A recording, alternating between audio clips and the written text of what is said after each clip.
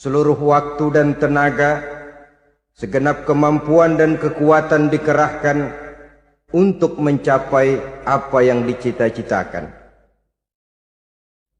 Ada orang yang di dalam berusaha mencapai cita-citanya tetap berpegang teguh kepada kaidah dan norma-norma yang harus dipatuhinya, baik itu norma-norma kehidupan bermasyarakat, berbangsa dan bernegara, lebih-lebih lagi itu menyangkut norma-norma kehidupan beragama.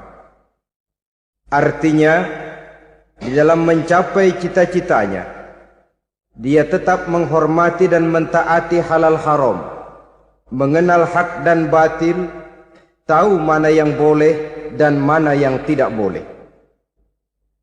Tetapi di lain pihak, tidak jarang, bahkan banyak sekali orang-orang yang di dalam usaha mencapai cita-citanya terjebak dalam prinsip menghalalkan segala macam cara untuk mencapai satu tujuan.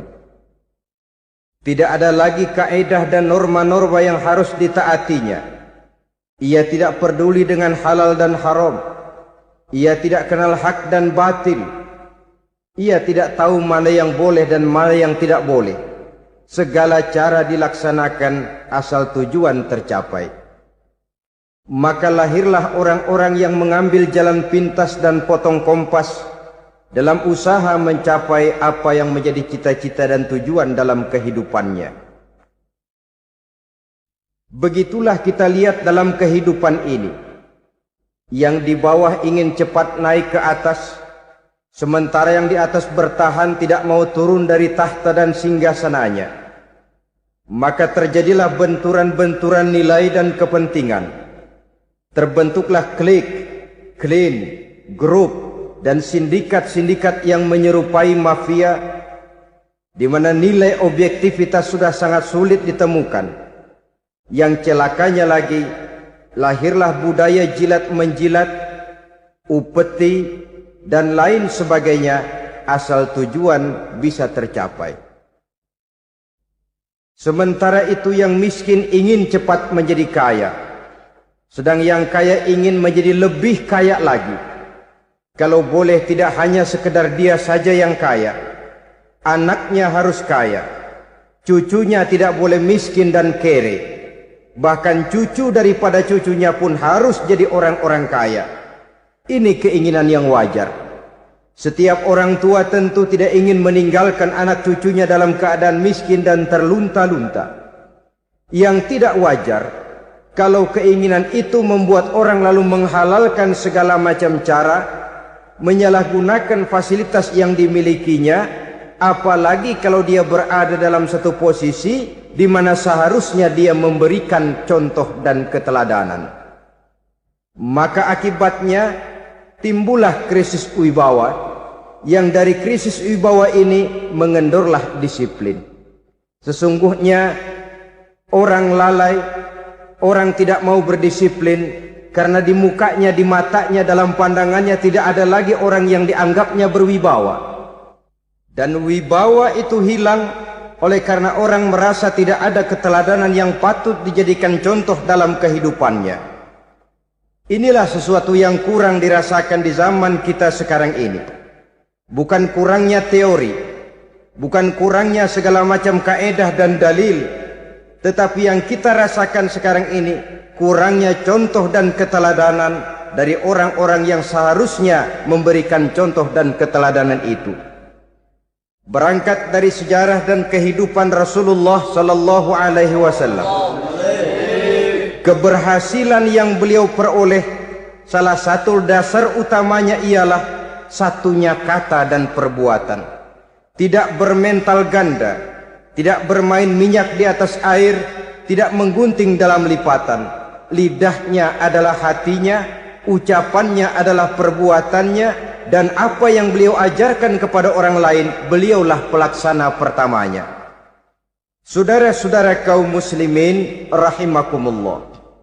Sementara itu pada sisi lain, yang miskin ingin cepat menjadi kaya, maka ia terjebak dalam prinsip tujuan menghalalkan cara apapun saja dilaksanakan asal dia bisa segera menjadi kaya. Maka salah satu jalan yang banyak dilaksanakan orang untuk mencapai kekayaan tanpa harus peras keringat dan banting tulang seperti umumnya orang adalah melalui satu jenis permainan yang umumnya kita kenal dengan nama judi. Ada dua bentuk dan pola daripada judi. Walaupun seiring dengan kemajuan ilmu pengetahuan dan teknologi canggih, peradaban manusia semakin tinggi, maka jenis macam judi yang dimainkan oleh manusia ikut-ikut menjadi canggih. Tetapi pada umumnya ada dua jenis macam judi itu. Pertama, ada judi yang dilakukan secara langsung, dalam arti seorang petaruh berhadapan dengan bandar atau orang berhadapan dengan orang. Dari judi yang dilaksanakan secara langsung ini, efek negatif yang segera bisa kita lihat dengan nyata. Pertama, timbulnya rasa dendam dan permusuhan. Walaupun orang nampak duduk berhadap-hadapan, walaupun kelihatannya mereka tertawa satu sama lain, tapi yakinlah itu cuma sekedar kulit saja. Pikiran yang ada dalam benak tiap-tiap orang yang terlibat dalam perjudian tidak lain ialah bagaimana saya bisa mengalahkan lawan main saya. Akibatnya tentu bisa kita pastikan, akan timbullah dendam dan permusuhan bagi yang kalah, akan timbullah rasa sombong dan menganggap remeh orang lain bagi yang menang. Yang kedua, lalainya orang kepada apa yang menjadi tanggung jawab dan kewajibannya. Orang bisa lupa kepada anak dan istri. Kalau kepada anak dan istri saja sudah bisa lupa, apalagi kepada yang lain, sebab anak dan istri memang merupakan bagian daripada kehidupan kita. Konon lagi saudara, konon lagi keluarga yang lain, anak istri saja bisa terlupakan oleh penyakit dan permainan yang bernama judi ini. Yang ketiga, hilangnya rasa sayang kepada harta. Harta yang didapatnya dengan peras keringat dan banting tulang. Mungkin pergi pagi dan pulang sore. Setibanya dia di meja judi, apalagi uang tadi sudah bertukar dengan dalam bentuk koin, maka rasa sayang kepada harta itu tidak akan pernah ada lagi. Tetapi saudara-saudara, bagaimanapun juga, judi dalam artian langsung semacam ini hanya melibatkan orang-orang tertentu. Artinya selektif. Ada judi yang lebih berbahaya daripada jenis ini, perjudian massal. Taruhlah roulette dan kasino itu judi. Tetapi judi jenis roulette dan kasino ini bahayanya hanya untuk orang-orang tertentu yang memang sudah mapan, kelompok elit. Masa iya bocah angon di kampung main roulette? Apa ia yang tinggal di pinggir kali kenal kasino? Ya entahlah kalau kasino Prambos ya. Dari judi massal semacam ini lahirlah penyakit yang dinamakan tulul amal. Tulul amal, orang yang terlalu panjang angan-angan. Bukan tidak boleh orang bercita-cita, sebab cita-cita itu perlu. Katanya manusia tidak makan masih bisa hidup 1 bulan lebih. Manusia tidak minum masih bisa hidup 3 hari lebih. Tapi manusia tidak punya cita-cita 1 jam pun dia tidak akan bisa hidup.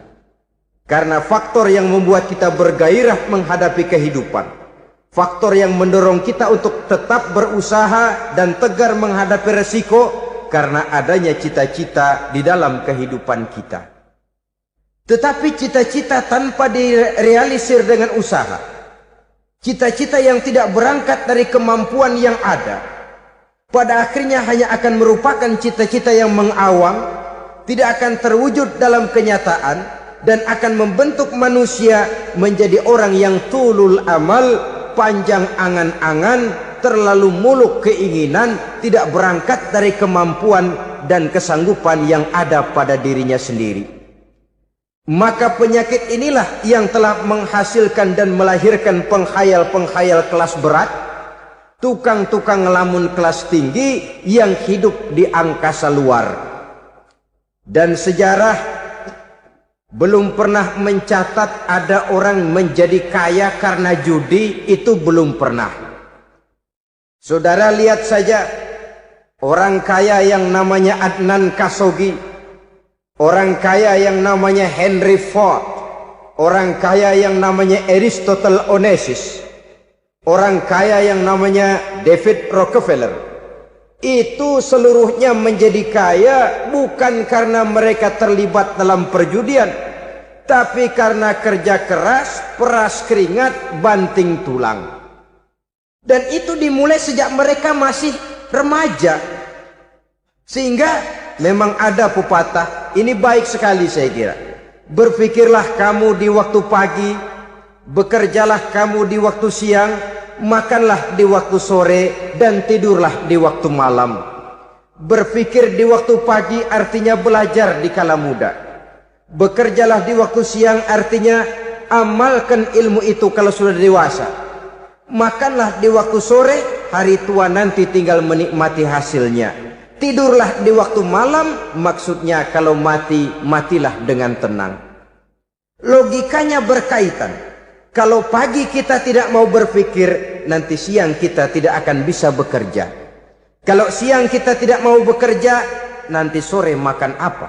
Kalau sore kita tidak makan, alamat malam tidak bisa tidur. Itu logika. Kalau di kala remaja dan muda kita hanya santai saja, maka hari dewasa kita akan menghadapi hidup ini dengan penuh kebingungan. Kalau hari dewasa penuh dengan kebingungan, alamat hari tua terlunta-lunta. Kalau hari tua terlunta-lunta, kita tidak akan bisa mati dengan tenang meninggalkan alam fana ini. Saudara-saudara kaum muslimin rahimakumullah. Sehingga ada pepatah mengatakan, many a great man start as a newspaper boy, katanya. Banyak orang besar yang mulai pekerjaannya dengan menjual koran. Artinya berangkat dari A. Banyak pengusaha mobil yang memulai pekerjaannya dari tukang cuci mobil, tapi lalu bertahap dan tegar menghadapi kenyataan, sehingga proses demi proses dia hadapi dengan tegar, dengan tabah, dengan sabar, dengan ulet, sampai kepada membuahkan hasil. Kita ingin pintas, kayaknya mau, usahanya tidak mau. Senangnya mau, peras keringatnya tidak mau.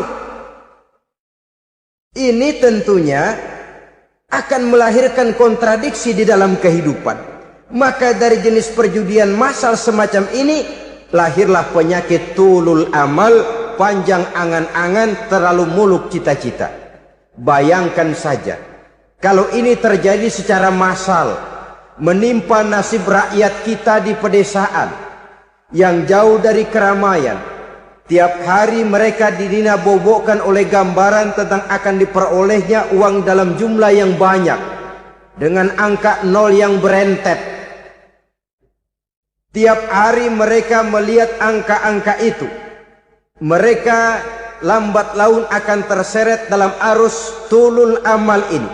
Panjang angan-angan, muluk cita-cita, hanya dengan mengandalkan meja perjudian. Akibatnya timbul penyakit yang kedua, yang ketiga, yaitu malas berusaha. Orang kalau sudah terlalu asik berkhayal, menghitung bintang di langit, malas berusaha. Kalau ada temannya kerja jadi buruh kasar, bawa hasil yang merupakan jerih payah dan peras keringat dia, satu minggu bergaji 10-15 ribu, diketawain.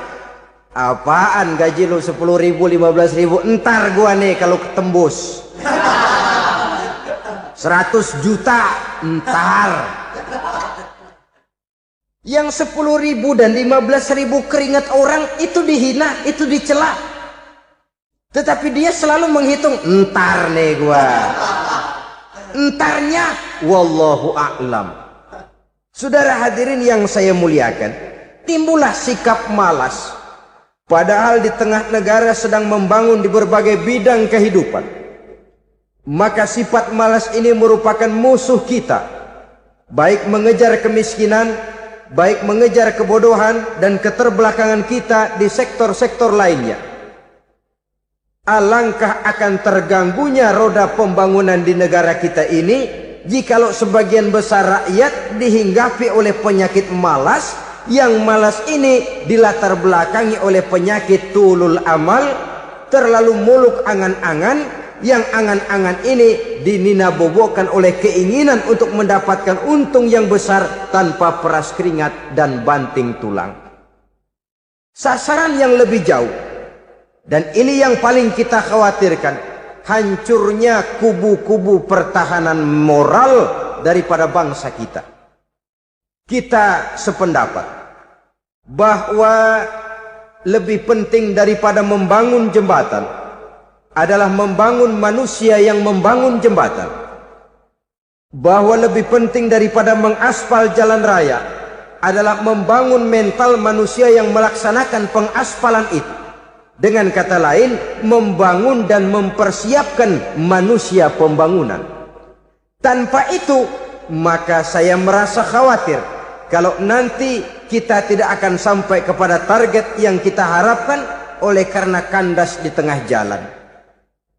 Saudara-saudara kaum muslimin rahimakumullah, Islam sebagai agama yang mengajarkan manusia untuk berusaha dan mengeluarkan segala kemampuan untuk melaksanakan segala usahanya itu, sangat membenci sifat malas, sangat membenci sifat tulul amal atau panjang angan-angan. Dan oleh karena judi melahirkan dua sifat itu, Islam sangat menganjurkan pengikutnya untuk menjauhi segala macam jenis perjudian, baik yang terang-terangan maupun yang dilakukan secara samar-samar, tidak ketara, judi canggih sesuai dengan canggihnya teknologi daripada manusia itu sendiri. Ini adalah penyakit yang meracuni masyarakat manusia dari sejak berpribadi, bertetangga, berumah tangga, sampai kepada berbangsa dan bernegara. Dan kasus-kasus yang timbul sudah cukup banyak, yang tidak mungkin lagi kita katakan hanya sekedar bersifat kasuistis, bersifat kasus-kasus kecil saja.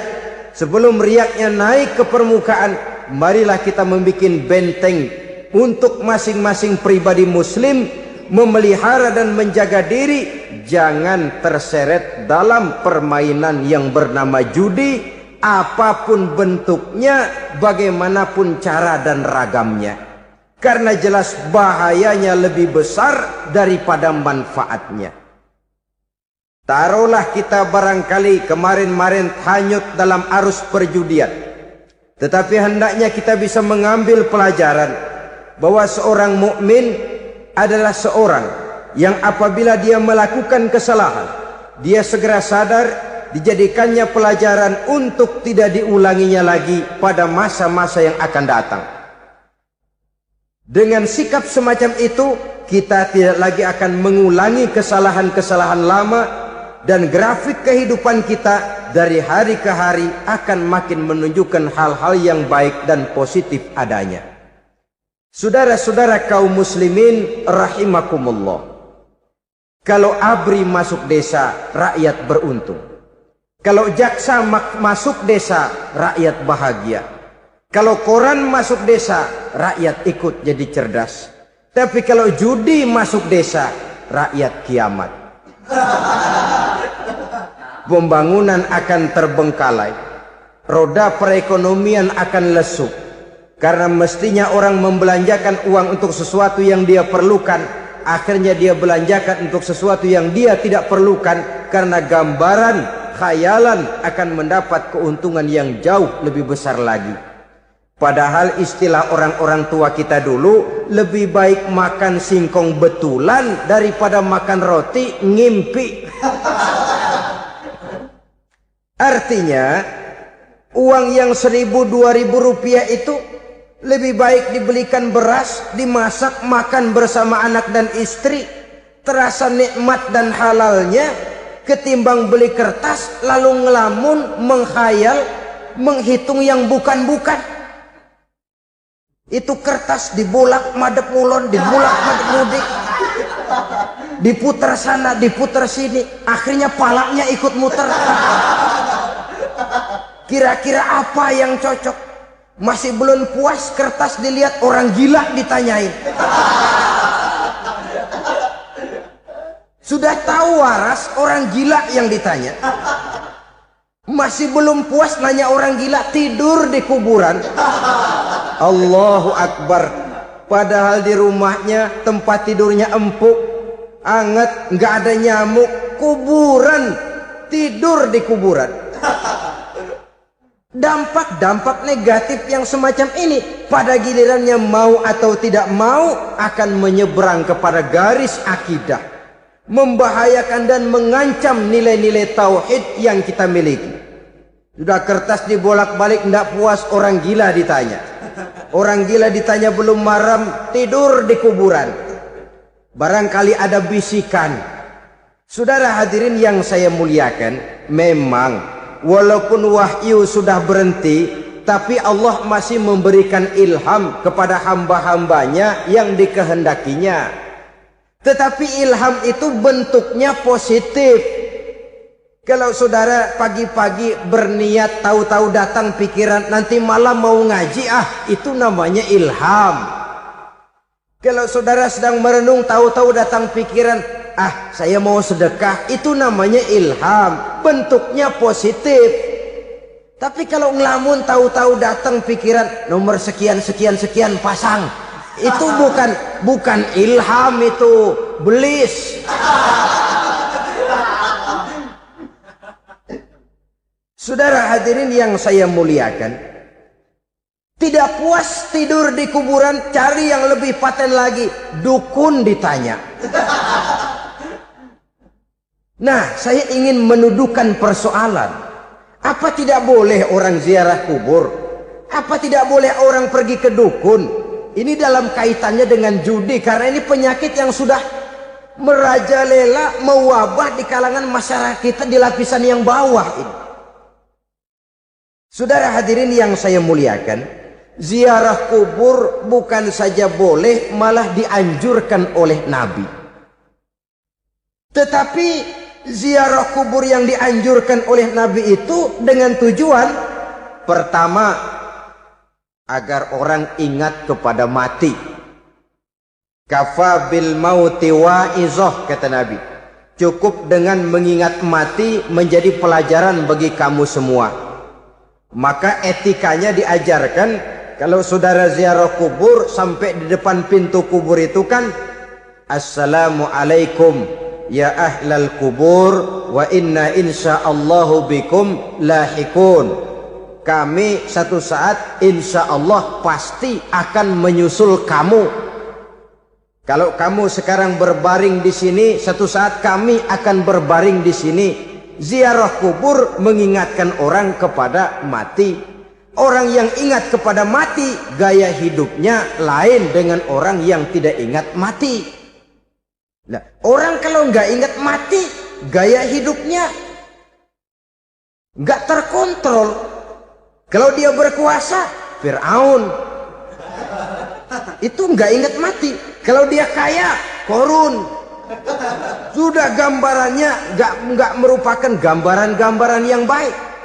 Orang yang ingat mati, dia berkuasa, dia berlaku adil. Satu saat saya akan mati dan ini akan dimintakan pertanggungan jawab. Orang kaya ingat mati, dia akan jadi pemurah. Kenapa?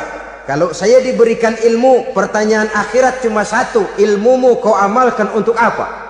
Kalau saya diberikan umur panjang, pertanyaan akhirat cuma satu, umurmu kau habiskan di mana?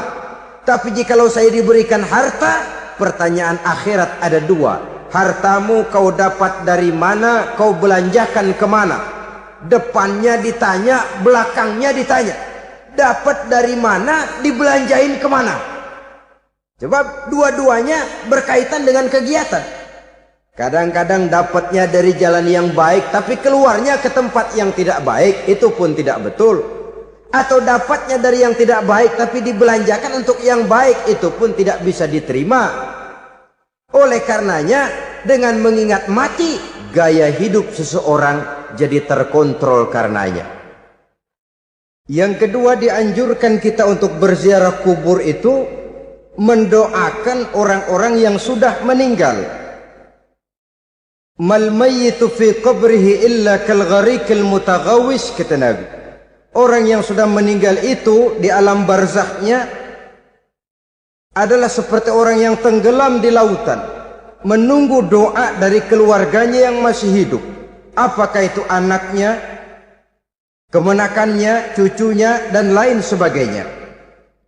Adapun yang kalau kita ziarahi itu kuburnya orang-orang yang kita tahu merupakan orang soleh, orang yang berjiwa bersih, yang kita kenal ketakwaannya kepada Allah Subhanahu wa ta'ala, tidak ada salahnya kita bertabarruk, asal jangan dengan satu keyakinan bahwa dia secara mandiri bisa mendoakan kita. Dia hanya bisa melakukan itu hanya dengan izin Allah. Nah, umumnya orang kalau sudah ziarah ke kubur-kubur keramat itu Allahnya kelupaan. Itu yang dikhawatirkan merusak dan mengganggu akidah.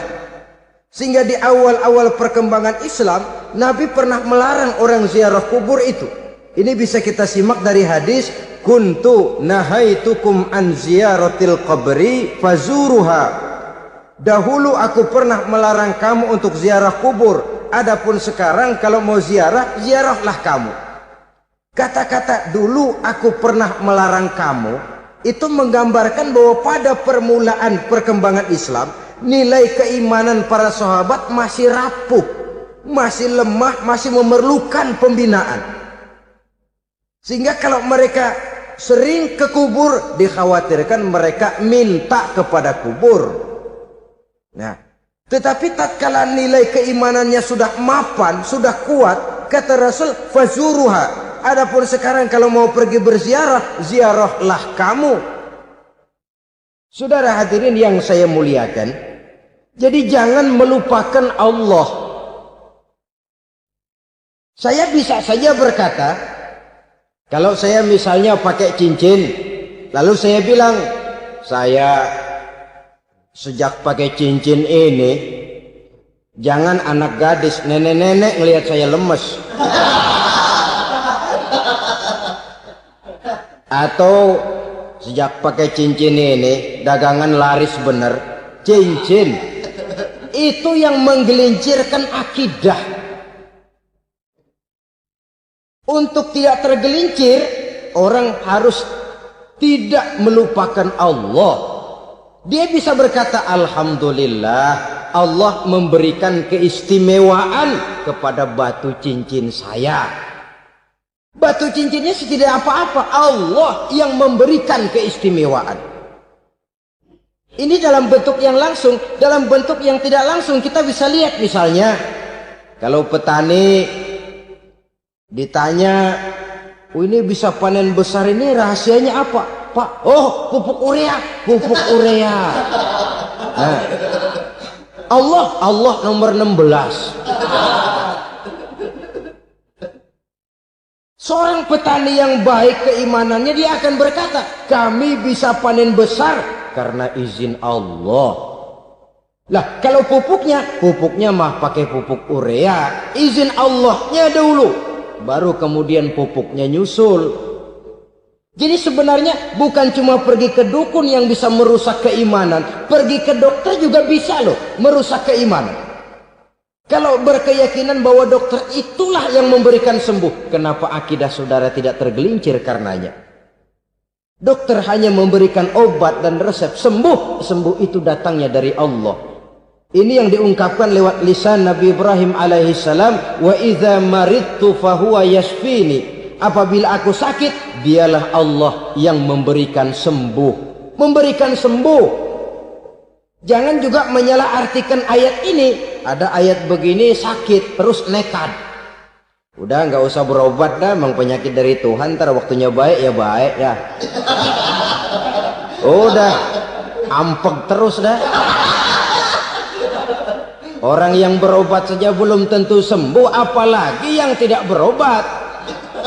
Sama juga orang nggak sembahyang kita ajakin ngotot, lo juga yang sembahyang belum tentu masuk surga katanya. Lah yang sembahyang belum tentu masuk surga, bagaimana cengoran lo yang nggak sembahyang?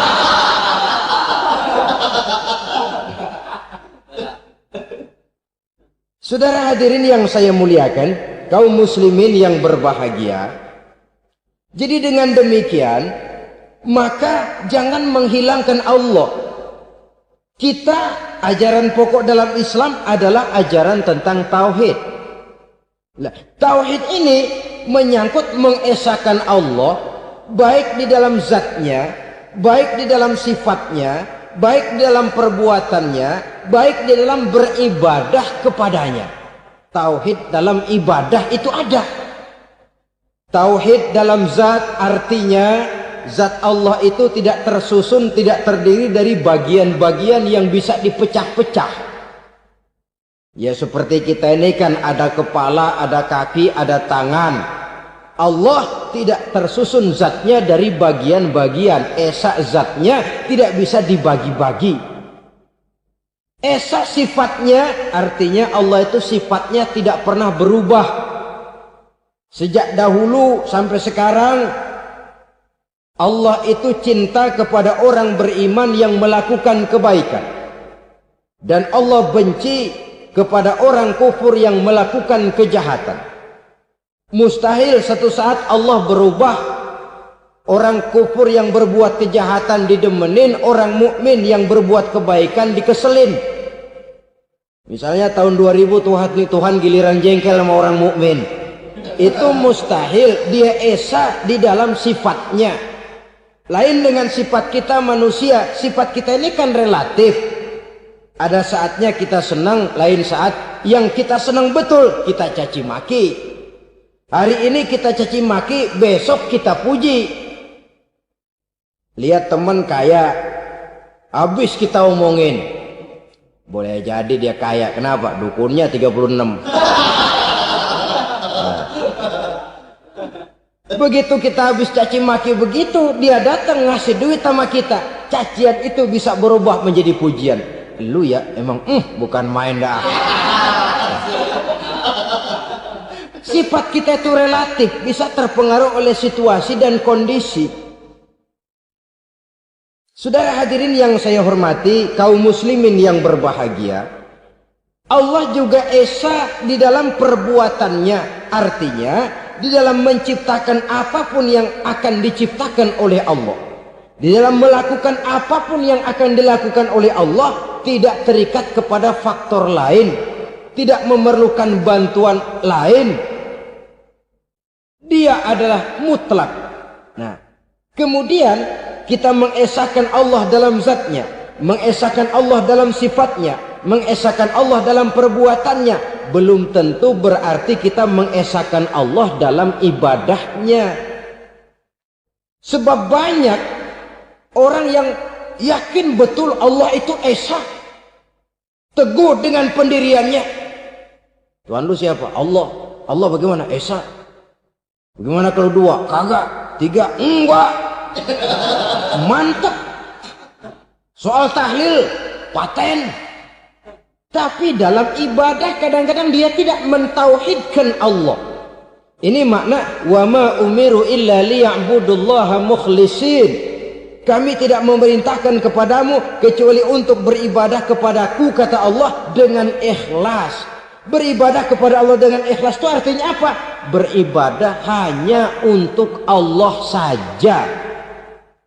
Nah, kalau hanya untuk Allah saja, lalu kita minta berdoa di depan kuburan orang yang soleh, apa syirik? Tidak syirik. Kalau kita berkeyakinan bahwa orang tempat kita memanjatkan doa itu hanya bisa mendoakan kita dengan izin Allah. Dia sendiri tidak punya kekuasaan apa-apa. Tanpa izin Allah, dia tidak bisa berbuat apa-apa. Itu tidak menyebabkan orang menjadi syirik.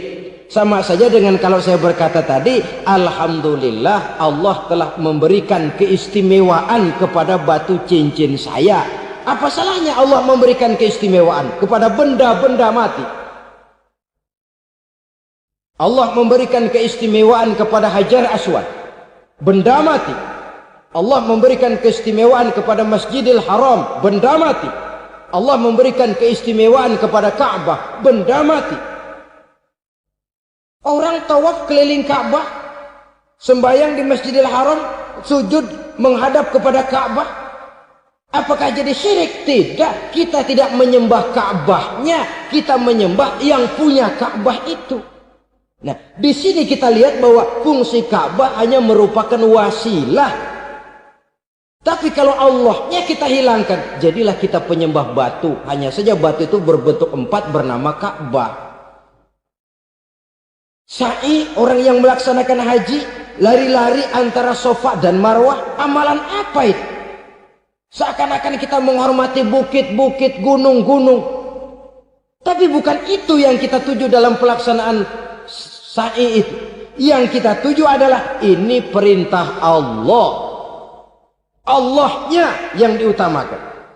Maka hal semacam ini tidak menyebabkan orang menjadi syirik dan tergelincir dari tauhid.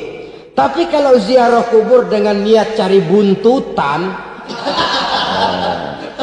cari nomor yang cocok, ini niatnya saja sudah salah.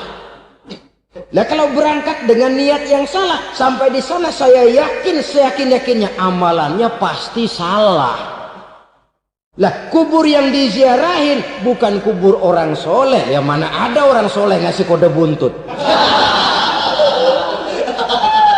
Ada juga orang salah, bukan orang soleh itu. Kadang-kadang dia nggak tahu kuburan siapa, nongkrong aja di situ. Memang sulit, saudara-saudara. Mental ya, namanya mental. Kalau memang mental sudah mental judi, apa saja bisa dijudiin. Jadi orang nggak perlu sebenarnya pemerintah terlalu gini, nggak usah. Kembali saja kepada mental. Kalau mental memang sudah mental judi, apaan aja bisa dijudiin. Pulang tengah malam nabrak babi, babi yang keluar nih.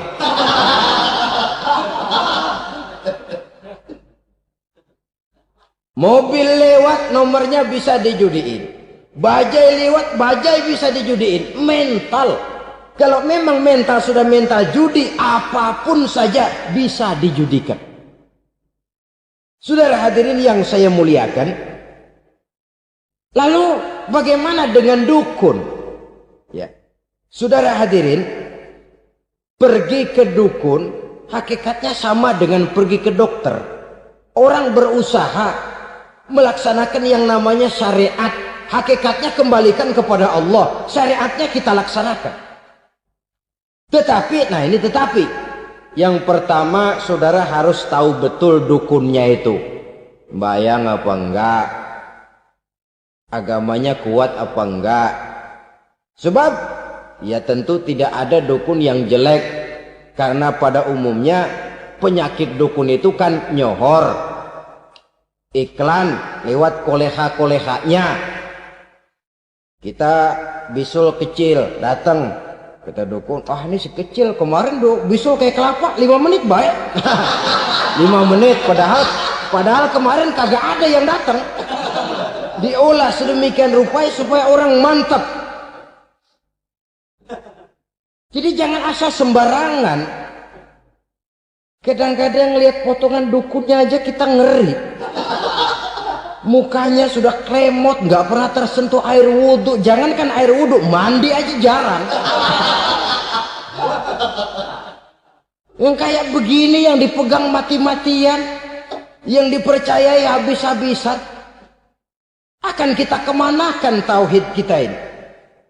Apalagi kalau perginya sudah dengan niat mencari nomor yang jitu. Itu saya katakan lagi tadi, berangkat saja sudah dengan niat yang salah. Orang berusaha silahkan. Sama juga kita ke dokter. Oleh dokter kan setelah diperiksa penyakit kita, lalu dianalisa, oh ini penyakitnya ini. Kemudian diberikan obat. Lah, obat itu kan tentu ada aturan minumnya tuh. Yang kapsul ini sehari 3 kali, yang tablet ini sehari 2 kali. Kalau kita minumnya kelebihan, overdosis namanya. Saking pengen cepet baik, sekali minum 10 tablet. Ya memang nggak sakit-sakit lagi, tapi nggak hidup sudah. Habis. Kita pun dalam melaksanakan amalan hidup beragama begitu. Saudara datang kepada kiai, orang-orang soleh, meminta amalan, wiridan, itu jangan sampai overdosis. Tidak sesuai dengan kemampuan pribadi. Wong masih SD sudah minta matematika kelas SMP, celeng. Baru SMP sudah minta diajarkan filsafat kelas perguruan tinggi, semaput. Kenapa? Daya tampungnya nggak kuat. Emang ukuran secangkir, minta disiin seember, ya luber. Lebihnya nggak cukup. Kenapa? Yang diberikan, yang diamalkan tidak sesuai dengan makomnya, tidak sesuai dengan kemampuan yang ada pada dirinya. Saudara hadirin yang saya muliakan, akhirnya apa? Mencelakakan dirinya sendiri. Ngawur. Baru sembahyang seminggu udah ngaku ketemu malaikat. Sembahyang ditemenin malaikat. Lah sembahyang baru seminggu mulai. Tuh malaikat iseng amat. Ya walaupun kalau Allah izinkan tidak mustahil, tapi kan tidak logik. Orang yang melaksanakan ibadah puluhan tahun memerlukan riyadhah dan latihan, khusyuk dan tawadhu, penuh tazallul, merendahkan diri di hadapan Allah, belum tentu mendapat karunia yang semacam itu. Saudara hadirin yang saya muliakan, jadi dengan kata lain, yang pertama, lihatlah dulu kualitas dukun yang akan saudara datangi itu. Ini kualitas black apa kualitas white? Aspal apa cat putih?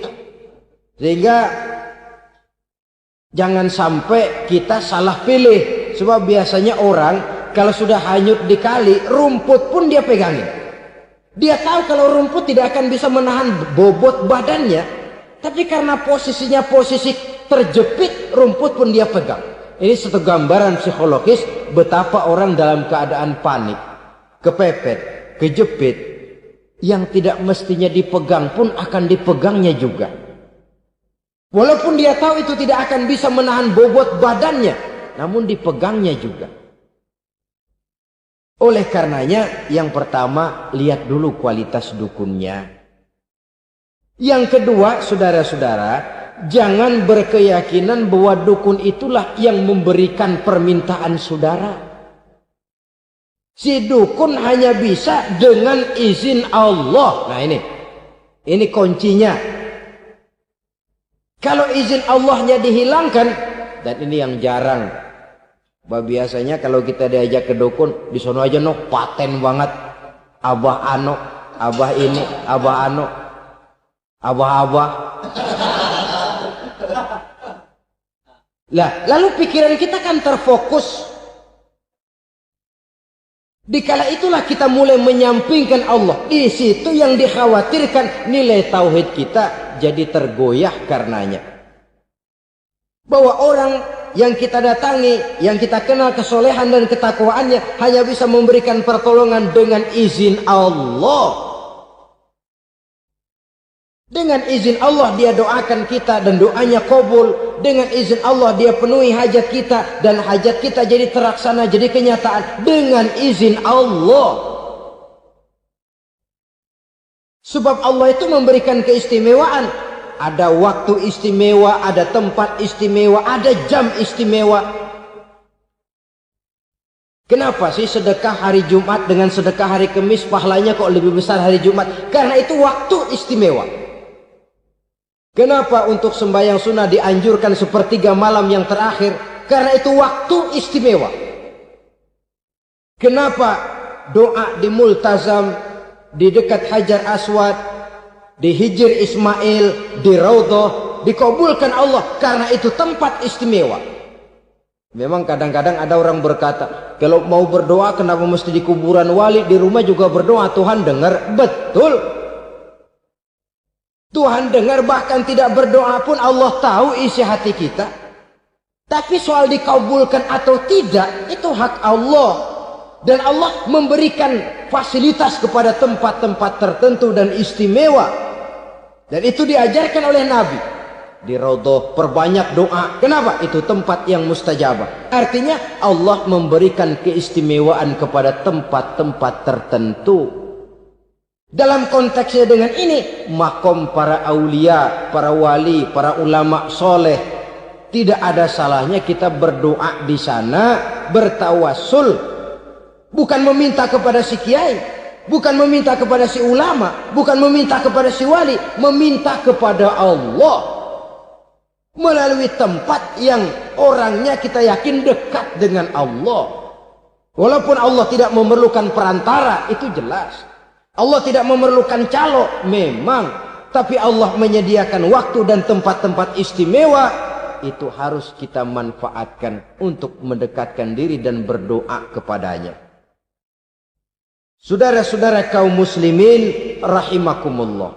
Saya kembali dalam konteksnya dengan dukun yang akhir-akhir ini jadi populer karena merajalelanya judi sampai kepada desa-desa, pedesaan-pedesaan terpencil, yang akibatnya menjauhkan orang dari nilai tauhid.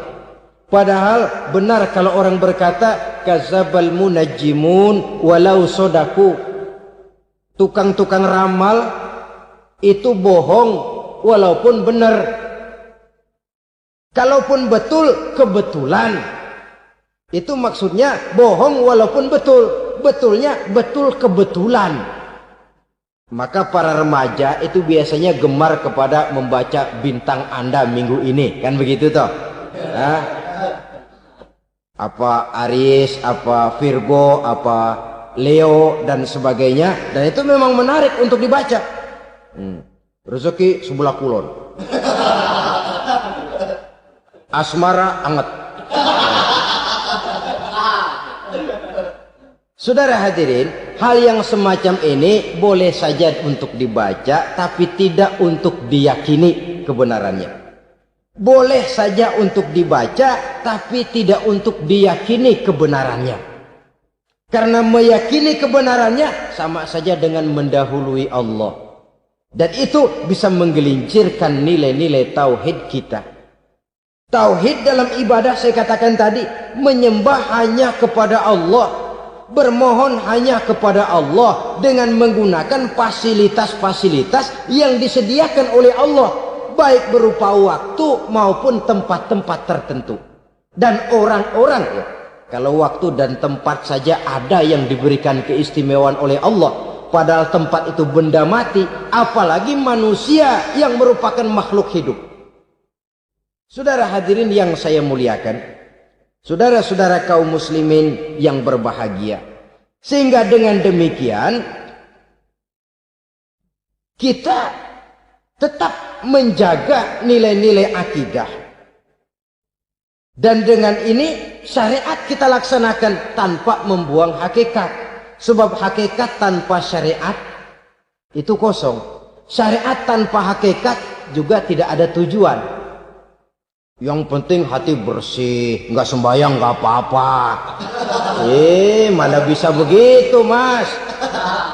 Kalau memang hati bersih nggak usah sembahyang nggak apa-apa. Nabi Muhammad dulu berhenti dong sembahyang.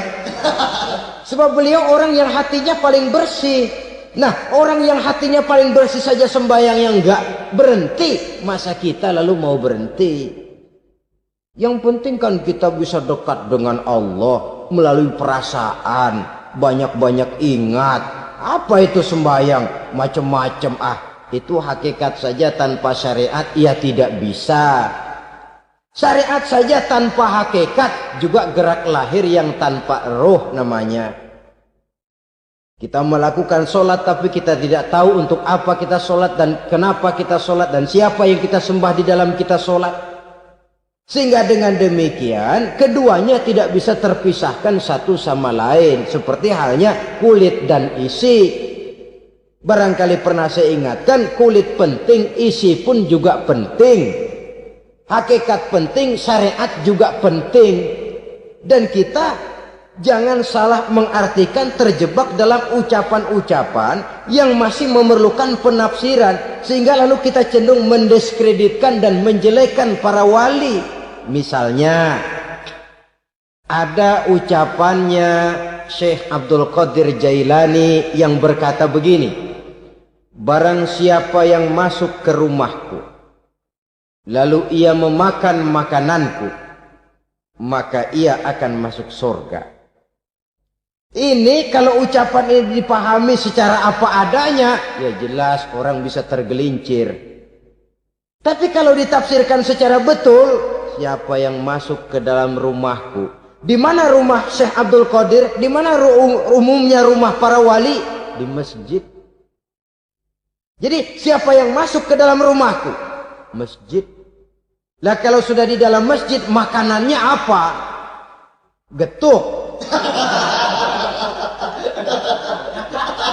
Tentu saja tidak. Kalau sudah di masjid itu ya makanannya ya wirid, zikir, tahajud, baca Quran, paling kurang iktikaf. Jadi siapa yang masuk ke masjid lalu dia sujud, wirid, zikir, ya jelas saja surga. Jangan membaca ucapan ini lantas rame-rame nyari bekas rumah Syekh Abdul Qadir. Rame-rame masuk ya rumah kecil. Saudara hadirin, kita terlalu terpaku kepada materi ucapan dan melupakan filsafat daripada ucapan itu sendiri. Dalam kondisi yang sedemikian, sangat boleh jadi orang lalu tergelincir karenanya. Oleh karena itulah saudara-saudara, saya kembali kepada satu prinsip, bahwa sebenarnya dengan tidak perlu menyalahkan pihak-pihak lain, mari kita kembali kepada sikap mental kita sebagai muslim.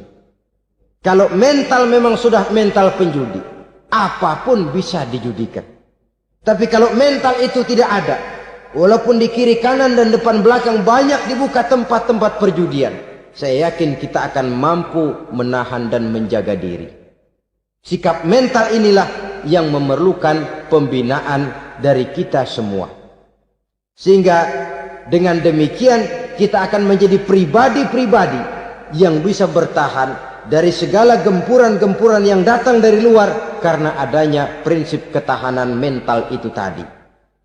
Sekali lagi saya ingatkan bahwa judi selamanya tidak akan pernah mendatangkan kebahagiaan. Judi tidak akan membuat orang menjadi kaya. Judi tidak akan membuat orang makin akrab berteman dan bersaudara. Yang jelas, judi melahirkan permusuhan dan dendam, membangkitkan rasa malas, memuluhkan angan-angan tanpa mau peras keringat dan banting tulang, melalaikan orang dari tanggung jawab dan kewajibannya, membuat ia lupa kepada anak, istri dan seluruh keluarganya, dan pada akhirnya dia akan terjebak dalam satu permainan yang makin menjauhkan dia dari proses kesadarannya sebagai manusia. Sebagai uraian penutup, marilah kita renungi firman Allah dalam Al-Baqarah ayat 208. A'udzubillahi minasyaitonir rajim. Ya ayyuhalladzina amanu dukhulu fis silmi kafah wa la tattabi'u khutuwatis syaitan innahu lakum aduwwum mubin. Hai orang-orang yang beriman, masuklah kamu ke dalam keselamatan. Masuklah kamu ke dalam Islam secara keseluruhan. Jangan kamu mengikuti jejak-jejak setan, karena setan adalah musuhmu yang nyata dan jelas. Judi termasuk jejak-jejak yang ditinggalkan oleh setan untuk diikuti oleh kita agar kita mendapatkan kesengsaraan baik di dunia, lebih-lebih di akhirat nanti. Semoga Allah selamatkan kita, Allah selamatkan seluruh bangsa kita dari penyakit-penyakit judi yang melahirkan efek-efek negatif dalam kehidupan. Terima kasih atas perhatian saudara. Mohon maaf atas segala kekurangan. Usikum wa nafsi bitaqwallah. Wassalamualaikum warahmatullahi wabarakatuh.